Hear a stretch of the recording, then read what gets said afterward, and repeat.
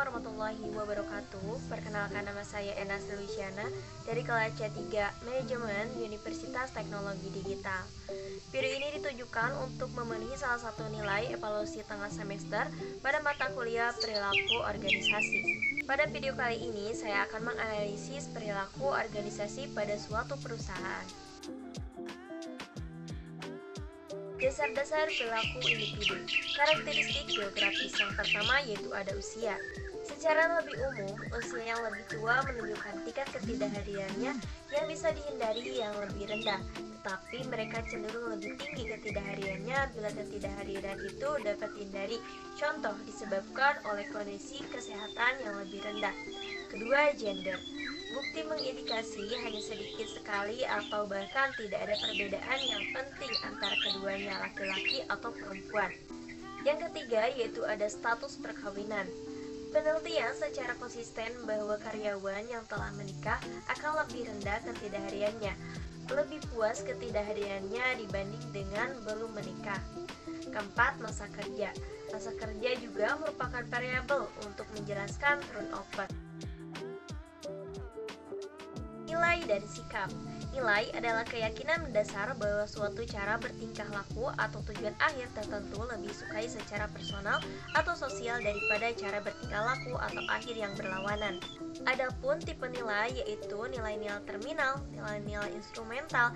Sikap mencerminkan bagaimana perasaan seseorang tentang suatu. Sikap adalah evaluative statement atau judgment tentang objek, orang, atau peristiwa. Adapun tipe sikap yaitu yang pertama ada kepuasan kerja, keterlibatan kerja, dan komitmen organisasi. Kepribadian dan emosi. Kepribadian adalah keseluruhan cara yang digunakan oleh seseorang dalam bereaksi dan berinteraksi dengan orang lain. Adapun determinan kepribadian yang pertama yaitu hereditas, yang diturunkan dari orang tua dari struktur molekul dari gen dalam kromosom.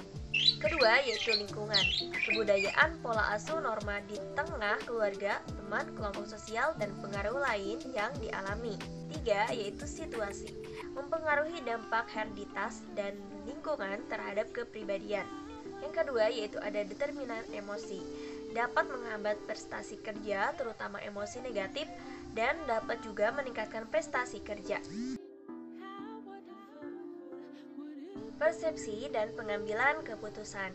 Persepsi adalah suatu proses yang digunakan oleh seseorang untuk menata dan menafsirkan sensory impression yang diterimanya untuk memberi makna pada lingkungannya. Adapun etika dalam pengambilan keputusan yaitu kriteria utilitarian, yaitu keputusan dibuat semata-mata berdasarkan hasil atau konsekuensinya. Ada juga kriteria hak, yaitu keputusan konsisten dengan hak dan kebebasan fundamental sebagaimana ditetapkan dalam dokumen seperti dokumen HAM.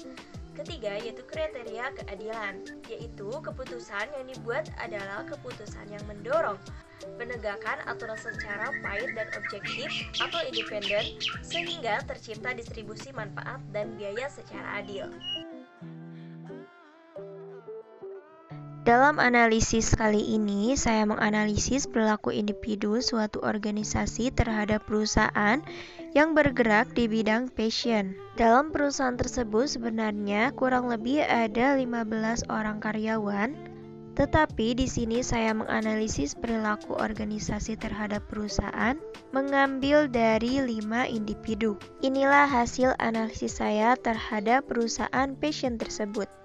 Nah, sekarang saya akan membahas yang menganalisis tentang suatu individu dalam organisasi perusahaan.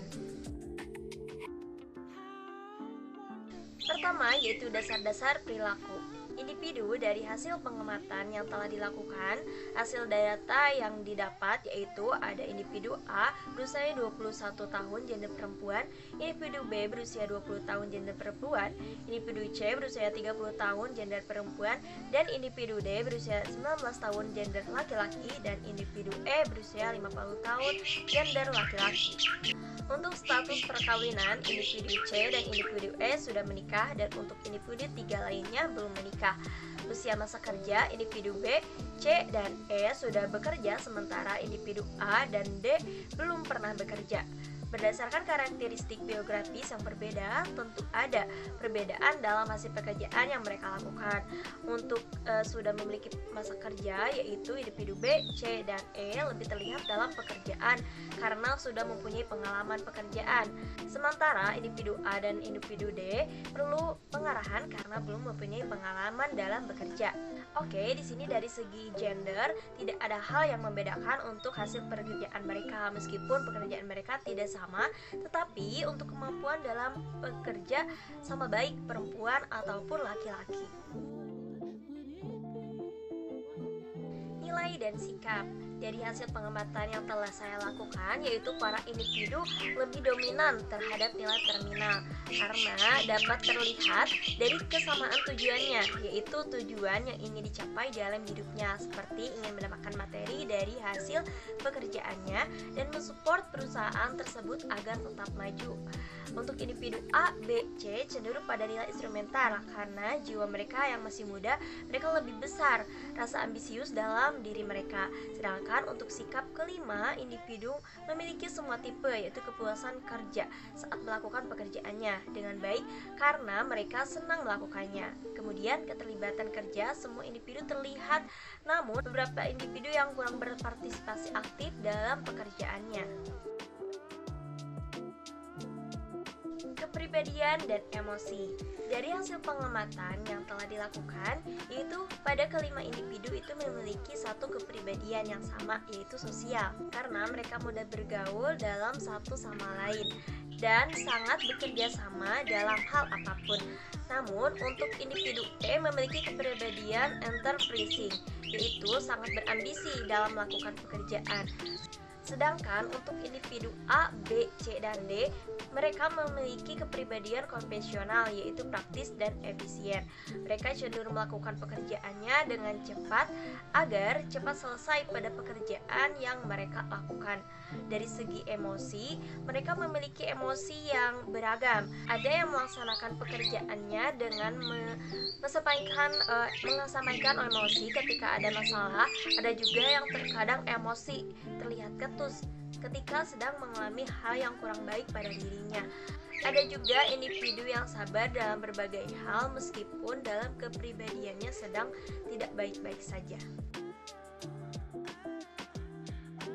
Persepsi dan pengambilan keputusan. Dari hasil pengamatan, persepsi pada kelima individu yang berbeda, ada yang melakukan pekerjaannya berdasarkan tuntutan dari perusahaan. Ada juga yang melakukan pekerjaan sesuai dengan yang dipahami, senang dalam melakukan pekerjaan tersebut. Dalam pengambilan keputusan nih, kelima individu memiliki cara pengambilan keputusan yang berbeda-beda. Ada juga yang mempertimbangkan baik dan buruknya dari keputusan yang diambil, dan ada juga yang mengambil keputusan tanpa memikirkan konsekuensinya untuk kedepannya. Itu dia hasil analisis saya tentang menganalisis individu pada suatu organisasi perusahaan. Mungkin cukup sekian video dari saya. Mohon maaf apabila ada kekurangan maupun kesalahan. Semoga video ini bermanfaat. Terima kasih. Wassalamualaikum warahmatullahi wabarakatuh.